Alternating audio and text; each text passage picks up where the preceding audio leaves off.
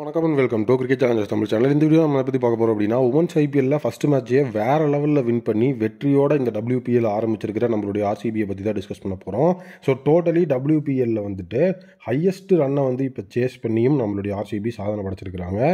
Gujarat Giants woman versus நம்மளுடைய RCB women's ஐபிஎல்லோட first மேட்சாக வந்துட்டு இந்த 2025 ஆரம்பிச்சது. ஸோ அதில் வந்துட்டு ஃபஸ்ட்டு நம்மளுடைய குஜராத் ஜெயன்ஸ் உமன்ஸ் தான் வந்து பேட்டிங் அப்படிங்கிறதுக்கு வந்துட்டு உள்ளே வந்தாங்க. ஸோ ஓப்பனர்ஸாக பெத்மோனி, அதுக்கப்புறம் வந்துட்டு வால்வர் கிளம்புறாங்கனாங்க. ஸோ இதில் வால்வர்ட்டோட விக்கெட்டை ஏர்லியான ரேணுகா சிங் எடுக்க பெத்மோனி கன்சிஸ்டண்ட்டாக வந்துட்டு 42 பால்ஸுக்கு 56 ரன்ஸ் அப்படிங்கிறத வந்து ஸ்கோர் பண்ணாங்க. 8 பவுண்டரி. ஸோ பின்னாடி வந்ததில் வந்து பார்த்திங்கன்னா ஹேமலதா 4 ரன்னுக்கு அவுட் ஆக பெத்மோனியும் நம்மளுடைய கார்டனரும் தான் வந்து பார்த்திங்கன்னா வேறு லெவலில் ஸ்கோர்ஸ் அப்படிங்கிறத வந்து அடிச்சிட்டு இருந்தாங்க. ஃபஸ்ட்டு 10 ஓவருக்கு வந்து பார்த்திங்கன்னா அவங்க வந்துட்டு அவங்களோட ரன் ரேட்டை பெரிய லெவலில் இம்ப்ரூவ் பண்ண முடியல. ஸோ டோட்டலி வந்துட்டு எக்கனாமிக்கல் பவுலிங் அப்படிங்கிற ஒரு விஷயத்துக்குள்ளேயே அங்கே வந்துட்டு எல்லோரும் இருந்ததுனால ஃபஸ்ட்டு 10 ஓவர் பெரிய லெவலில் வந்துட்டு ஃபயர் பவர் இல்லாமல் தான் இருந்தது. பட் அதுக்கப்புறம் தான் வந்துட்டு மாசாக இருந்தது மேட்ச்சு. ஸோ கார்டனர் வேறு லெவலில் வந்துட்டு நெக்ஸ்ட் 10 ஓவர்ஸில் வந்து வேறு லெவலில் ஸ்கோர் பண்ண ஆரம்பித்தாங்க. போடுற பாலெல்லாம் பவுண்டரி சிக்ஸர்னு விரட்ட ஆரம்பிச்சு. ஸோ அந்த இடத்துல வந்து பெத்மோனியும் அந்த ஒரு இன்ட்யூஷனுக்குள்ளே வர்றதுக்குள்ளேயே கரெக்டாக பிரேமா ராவத் வந்து பார்த்திங்க அப்படின்னா பெத்மோனியோட விக்கெட் எடுப்பாங்க. 42 பாலுக்கு 56 அப்படின்னு சொல்லி வெல் செட்டிலாக இருந்த பெத்மோனி அந்த இடத்துல அவுட்டு. ஸோ அதுக்கப்புறம் வந்துட்டு டோட்டின் களமிறங்கி 13 பாலில் 25 ரன்னு, சிம்ரன் ஷாய் பார்த்திங்கன்னா 5 பாலுக்கு 11 ரன் அப்படின்னு சொல்லி அடிச்சு ரேணுகா சிங் அண்ட் வாரிகம் இவங்க 2 பேரோட ஓவரில் அவுட் ஆக கார்டனர் கடைசி வரைக்கும் அவுட் ஆகாமல் ஸோ டோட்டலி 37 பாலுக்கு 8 சிக்ஸு 3 பவுண்டரியோட 79 ரன் அடிச்சிருப்பாங்க. ஸோ ஃபைனலி வந்து குஜராத் ஜெயன்ஸ் அவங்களோட இன்னிங்ஸ் முடியும் போது 20 ஓவருக்கு 201 ரன் அப்படிங்கிறத அடிச்சு வச்சுருப்பாங்க.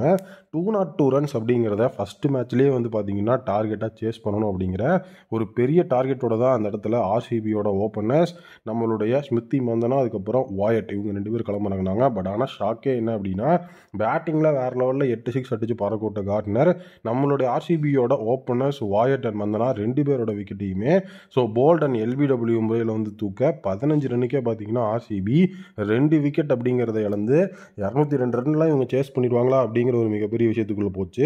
ஸோ ஒன் டவுனில் வந்துட்டு நம்மளுடைய எலிசா பெரி களமிறங்கி ஸோ அந்த இடத்துல வந்துட்டு நான் இருக்கேன் அப்படிங்கிற ஒரு நம்பிக்கையை ஃபஸ்ட்டு அவங்க தான் கொடுத்தாங்க. ஸோ எலிசா பெரியும் பெஸ்ட்டும் வந்து சேர்ந்து நல்ல ஒரு பார்ட்னர்ஷிப் அப்படிங்கிறத போட்டு எலிசா பெரி ஸோ அவங்க வந்து 57 runs off 34 balls 6 boundary 2 sixer அப்படிங்கிறத அடிச்சு ஸோ அந்த இடத்துல நல்ல ஒரு ஸ்டெடி ஸ்டேட்டுக்கு வரும்போது வால்வர்ட் கிட்ட வந்து கேட்ச் கொடுத்து அவுட் ஆவாங்க. ஸோ ராகவி பிஷ்டு வந்து பார்த்தீங்கன்னா 27 பாலுக்கு 25 அப்படின்னு டோட்டினோட ஓவரில் அவுட் ஆவாங்க. இதுக்கப்புறம் தான் வந்துட்டு மாசான சம்பவமே ரிச்சா கோஸ் விக்கெட் கீப்பர். நமக்கே தெரியும் லாஸ்ட் சீசனும் அவங்க அதிரடியான ஒரு பேட்ஸ்மேன் அப்படின்னு சொல்லி கனிகா அகுஜாவும் நம்மளுடைய ரிச்சா கோஸும் களமிறங்கி ஸோ வேறு லெவல் 37 பாலுக்கு 93 ரன் அப்படிங்கிற பார்ட்னர்ஷிப்பாக அந்த இடத்துல வந்து கொடுத்துருப்பாங்க. ஸோ எஸ்பெஷலி வந்து பார்த்தீங்கன்னா ரிச்சா கோஸ் ஸோ 7 பவுண்டரி 4 சிக்ஸர் அப்படின்னு 27 பாலுக்கு 64 ரன் ஸ்கோர் பண்ணியிருப்பாங்க. அதே நேரம் கனிகா அனுஜா வந்து பார்த்தீங்கன்னா 13 பாலுக்கு 30 ரன்னு 4 பவுண்டரி அப்படின்னு சொல்லி சூப்பராக வந்து பார்த்திங்கன்னா அந்த இடத்துல வந்து ஸ்ட்ரைக் அப்படிங்கிறத பண்ணியிருப்பாங்க. ஸோ ஒரு இடத்துல வந்து பார்த்திங்க அப்படின்னா நம்மளுடைய எலிசா பெரி அவுட் ஆனதுக்கப்புறம் ஸோ 13வது ஓவரில் எலிசா பெரி அவுட் ஆகிருப்பாங்க. ஸோ அதுக்கப்புறம் 14வது ஓவர்லேருந்து மேட்ச் 19வது ஓவர் வரைக்கும் போகும். அதில் வந்துட்டு எல்லா ஓவருமே வந்து பார்த்திங்க அப்படின்னா மேக்ஸிமம் 15 ரன்னு தான். ஸோ 15th ஓவரில் 16 ரன்னு, 16வது ஓவரில் 23 ரன்னு, 17th ஓவரில் 16 ரன்னு, 18th ஓவரில் 17 ரன், 19வது ஓவரில் வந்துட்டு 6 அடித்து மேட்சையும் முடிச்சிருப்பாங்க. ஸோ எல்லா இடமுமே வந்து பார்த்திங்கன்னா சரவடியாக தான் இருந்தது. எஸ்பெஷலி 16th ஓவரில் வந்து பார்த்திங்கன்னா நம்மளுடைய கார்டனர் அதாவது வந்துட்டு ஃபஸ்ட் இன்னிங்ஸில் மாஸ் காட்டி நம்ம செகண்ட் இன்னிங்ஸில் ஆர்சிபியோட ஓப்பனர்ஸோட விக்கெட்டையும் எடுத்து வேறு லெவலில் இருந்து கீ பிளேயராக இருந்த கார்டனரோட ஓவரில் ரிச்சா கோஸ் ஸோ டோட்டலி வந்து 4 பவுண்டரி ஒரு சிக்ஸர் நடிச்சு 23 ரன் அடிச்சு அந்த இடத்துல மேட்சே திருப்பின மொமெண்ட் அதுதான். ஸோ 18.3 ஓவர்ஸ்லேயே மேட்ச் அப்படிங்கிறது முடிஞ்சது. ஸோ ஹையஸ்ட் சேஸ் அப்படிங்கிற ஒரு விஷயத்தையும் வந்து பார்த்திங்கன்னா இந்த இடத்துல ஆர்சிபி உமன்ஸ் வந்து உள்ளே கொண்டு வந்தாங்க.